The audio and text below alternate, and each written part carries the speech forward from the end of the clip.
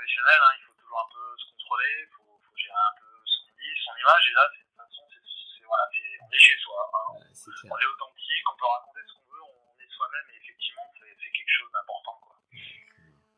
Et alors, par contre, en même temps, là, je reviens sur ce que tu disais sur la blessure.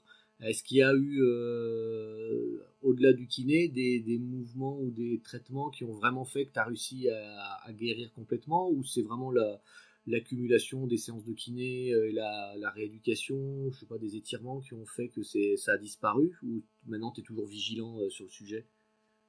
Alors, je suis toujours très vigilant sur le sujet parce que j'ai eu quelques rechutes. D'accord. Malheureusement, mais que du coup, avec la meilleure connaissance de la blessure à l'expérience, j'arrive.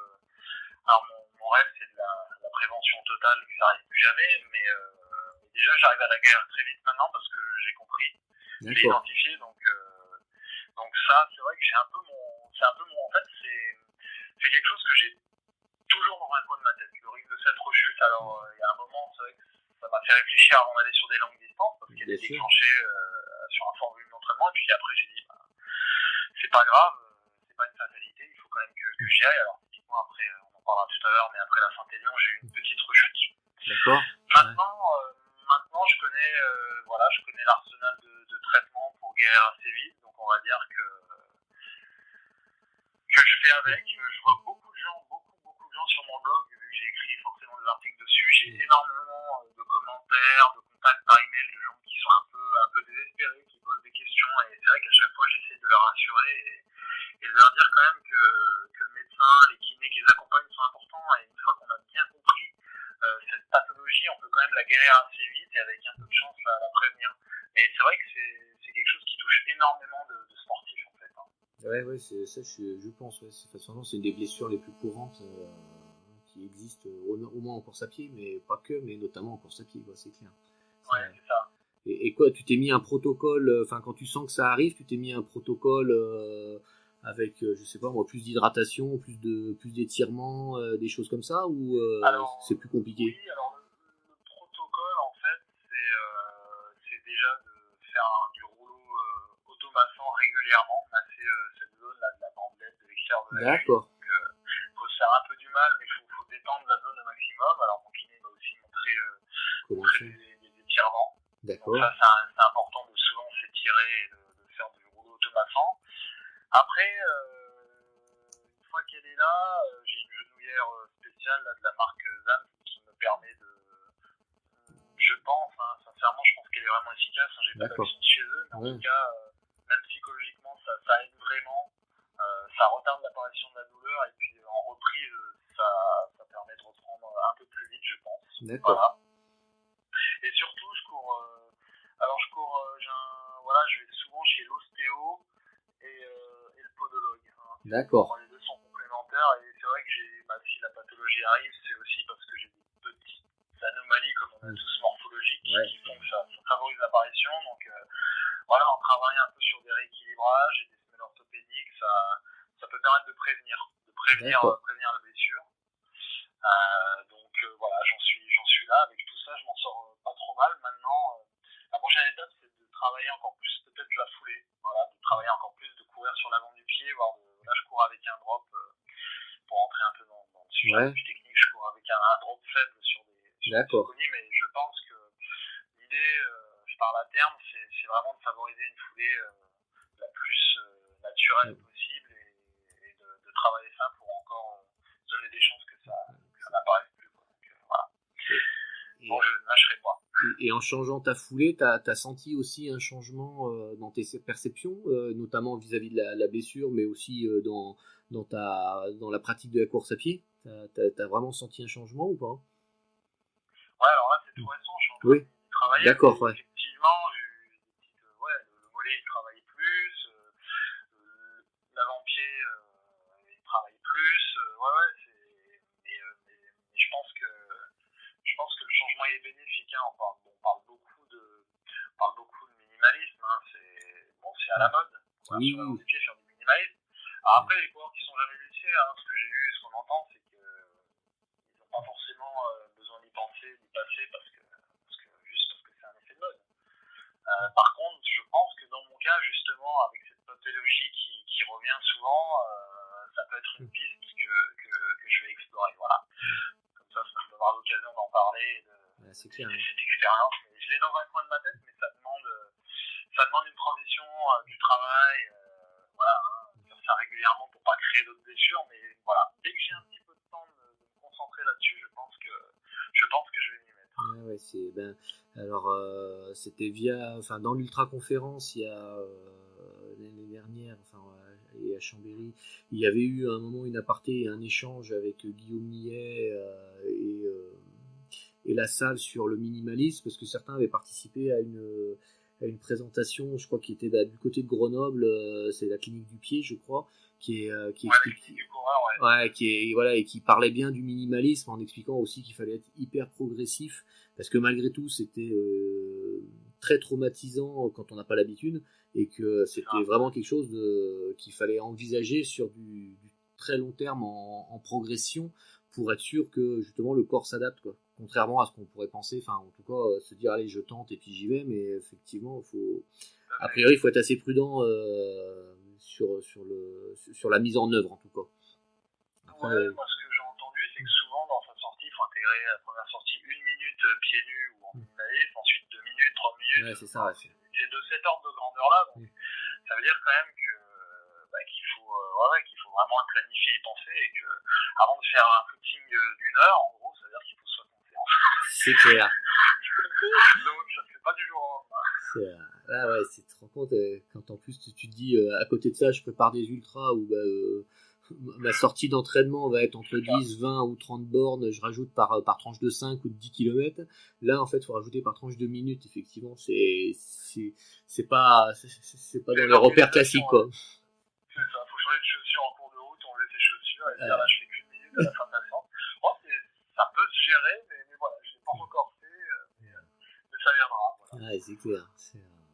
Et j'avais vu, qui est en parallèle de ta pratique de la course à pied, c'est que tu prépares en même temps le diplôme d'accompagnateur en montagne. Et là, je pense que ça rejoint en fait ton plaisir d'être dans la nature, et après de pouvoir faire partager ces aventures et les coins sympas à visiter, quoi. Ouais, c'est ça. C'est vrai que en fait, ça s'est fait par étapes. Donc la première, ma pratique du trail, ensuite le blog pour commencer à en parler, et puis en écrivant, en réfléchissant, et puis ma vie professionnelle se passait pas forcément très bien non plus. Je me suis posé, tu vois, je me suis posé un questionnement plus profond, on va dire, parce que c'est facile de pointer du doigt ce qui va pas autour de soi, mais le problème il est souvent à l'intérieur de soi-même, et c'est là que je me suis dit que j'ai un premier enfant, j'en ai un deuxième, j'ai la trentaine, il y a bientôt des choses peut-être que je pourrais plus faire tout simplement dans ma vie, qui sera vraiment, ça deviendra compliqué de l'entreprendre, ou alors je le ferai à 50 ans, et c'est là que en échangeant pas mal avec mon entourage, des amis, je me suis dit il faut que je tente cette aventure-là en parallèle de ma vie professionnelle et familiale. Ça n'a pas été très simple à enclencher, mais en tout cas c'est bien enclenché, ça a bien démarré, et je suis très très très heureux d'être lancé dans cette aventure, parce que j'apprends des choses intéressantes et je rencontre des gens super, quoi, forcément, qui ont la même passion, la même vision de la montagne, donc humainement aussi c'est très enrichissant, et voilà, donc là j'ai pas encore terminé, j'en ai encore pour un petit peu de temps, mais ça va se faire. Et ce type d'examen, moi, pour le coup, ça c'est quelque chose que je connais pas du tout. C'est des modules qu'il faut valider au fur et à mesure, ou c'est des sessions où tu bloques 15 jours et puis il faut à tout prix réussir quelque chose. Ça se passe comment? Ouais, en fait, alors la partie, on va dire une des plus difficiles, c'était déjà l'examen d'entrée que j'ai mis du temps à préparer. Pour entrer dans la formation, il y a un filtre qui est important. D'accord. Il y a beaucoup de monde qui veut le faire, donc on va dire que pour moi le plus dur c'était vraiment, je me suis préparé quasiment un an, j'ai planifié des choses, quasiment un an avant l'examen, parce que si tu veux, en gros l'examen d'entrée, c'est t'as une liste de 40 randonnées à présenter, donc tu dois savoir en parler, expliquer comment tu l'as organisé, l'itinéraire que tu as suivi, les faire de préférence en groupe, expliquer comment tu as géré le groupe. D'accord. Des randonnées enneigées, expliquer vérifié que t'as bien regardé le bulletin de risque d'avalanche, que t'as pris un itinéraire sécurisé, enfin bref. T'as un oral, si tu veux, ils vont t'interroger au hasard sur des randonnées, et s'ils se rendent compte que tu l'as pas fait, c'est clair que là, tu l'as pas, t'es grillé, tu rentres chez toi. Il y a ça, alors ça, c'est pas forcément, paradoxalement, le plus compliqué. Le plus compliqué, le gros filtre, en fait, c'est la course d'orientation. Voilà, c'est que t'as une longue marche, marche ou course d'ailleurs, avec du dénivelé. Moi, je crois que c'était 20 km et 1500 mètres de dénivelé, où tu dois trouver une vingtaine de balises d'orientation. Chronométrées, avec un passage au milieu de terrain, ce qu'on appelle le terrain varié. C'est un terrain un peu technique où ils évaluent en gros ton aisance. Voilà, faut mieux pas tomber, faut être fluide. Bon, c'est un peu subjectif à mon avis, mais voilà, il y a ça en plein milieu de cette épreuve-là. Et voilà, et moi l'orientation, je savais, au début, avant de passer cet examen, je savais à peine lire une carte et orienter une boussole, si tu veux, donc ça m'a demandé un peu de stage de préparation, de découvrir, mais c'est super intéressant après de savoir s'orienter au milieu de nulle part. C'est clair.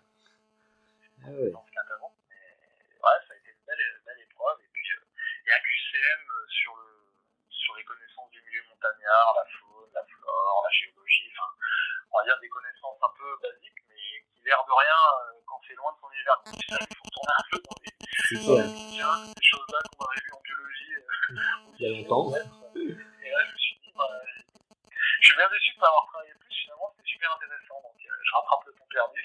Ah ouais. Donc c'était assez costaud, et ça c'est validé, et maintenant, une fois que tu as validé cet examen, tu as 5 unités de formation où tu peux le faire à ton rythme. D'accord. Limité quand même, il ne faut pas que c'est 10 ans pour faire la formation, mais tu peux le faire à peu près à ton rythme, il y a différentes sessions, et chaque session il y a un examen. Alors il y en a certaines qui ont des examens plus difficiles que d'autres, voilà. D'accord. Mais à chaque fois, effectivement, tu peux des fois ne pas valider l'UF et devoir donc c'est pas chaque UF c'est quand même à chaque fois quelque chose à valider, mais c'est aussi à chaque fois super intéressant. Et puis t'as une période de stage, évidemment, pour pratiquer du terrain. Bien sûr. Voilà, si tu veux, là, j'ai trouvé un maître de stage et je dois faire un certain nombre de randonnées avec lui, et il me confiera aussi un groupe pour que j'apprenne la réalité du métier et que je me jette à l'eau, quoi. Voilà. Ah, génial. Et tu t'es fixé, je sais pas, une échéance d'avoir pour passer tes 5 modules, faudra que ça soit, je sais pas, d'ici l'année prochaine, ou Ouais, l'idée c'est si possible, si le calendrier le permet, c'est d'avoir validé ça d'ici la fin de l'été de l'année prochaine. Ouais. D'accord, ok. Ouais. Si tu veux, il me reste 4 unités de formation, je vais en faire une au printemps, je vais faire l'hivernal l'hiver prochain, et après les 2 dernières, j'espère les faire au printemps et été, avec l'examen final fin de l'été, ou parce que tu as aussi un examen final fin de l'été. D'accord. Et comme ça, après, je suis diplômé. Voilà. Ouais, donc pour le coup, ça aussi, c'est comme un peu comme un ultra, parce que ça se prépare, ça s'anticipe, ça se planifie correctement. Donc par contre, ça te laissera forcément probablement un peu moins de temps pour te dire, tiens, là, je vais mettre des gros objectifs de course. Tu pourras pas courir 2 lièvres à la fois complètement, quoi. Ouais, exactement. Alors c'est ce qui s'est passé justement quand j'ai préparé la saison là où j'ai préparé cet examen probatoire, cet examen d'entrée dont je t'ai parlé. En fait, c'est qu'effectivement ça m'a laissé moins de place pour m'entraîner, parce que même si j'ai fait de la randonnée, des fois en courant quand même, ça laisse moins de place pour un entraînement un peu spécifique et un peu plus structuré. Donc j'ai dû faire effectivement des choix. Donc j'ai fait une impasse sur une bonne partie de la saison, mais j'ai quand même voulu faire le trail des Templiers juste après. D'accord, ah ouais. Donc c'était assez osé. Ouais, j'ai pas voulu le faire avant, parce que je me suis dit, si je fais un UT4M 2-3 semaines avant, le risque c'est que je me blesse, et que je sois out pour l'examen que j'ai préparé. C'est vrai, bien sûr. Je me suis dit, je vais quand même être raisonnable, et je fais l'impasse sur quasiment toute la saison de trail, mais je me fais plaisir avec les Templiers, et puis voilà, c'est ce que j'ai fait. Et pour le coup, belle expérience, t'étais content, parce que pour le coup, les Templiers, c'est quand même un parcours qui est relativement exigeant, parce qu'il faut quand même bien courir, donc même si t'avais le volume dans les jambes avec les randonnées, t'avais peut-être pas forcément la vitesse, quoi, donc c'est ça peut être un peu chaud quand même, quoi, parce qu'il y a des barrières horaires de mémoire qui sont assez serrées, quoi. Enfin, pour moi qui était assez serré à l'époque. J'ai pas eu de soucis